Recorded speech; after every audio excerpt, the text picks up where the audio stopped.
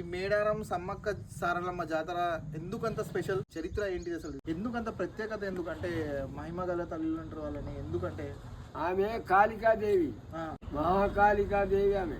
Okay. ఆమెకు పండుగ 2 ఏళ్ళకు ఒకసారి జరుగుద్ది, 3వ సంవత్సరం. సారలమ్మ బిడ్డ సమ్మక్క తల్లి, పగడిద్దరాజేమో భర్త, జంపేమో కొడుకు. వాళ్ళను ప్రతాపరుద్రుడు చంపిండు. ఫస్ట్ ఎవరిని తీసుకొస్తారు? మొదలేమో సారక్కను, ఈ కన్యపల్లి నుంచి. ఆమెను తీసుకొచ్చి ఈడ కూర్చుండబెట్టినాక ఈమె దగ్గరికి పోతారు. ఈమె దగ్గరికి పోతే బ్రహ్మచారి పెళ్లి కాని పిల్లగాడు ఆడికి పోయి ఆ గుట్టకు పోయి ఆ తాంబాలం పట్టుకొచ్చే వరకు ఆడ గోమాతను ఆహారం ఇస్తారు. ఏ గుట్ట అది? అగోదు అక్కడనేది గుట్ట, చిలకల గుట్ట అంటారు. చిలకల గుట్ట నుంచి తీసుకొస్తారు.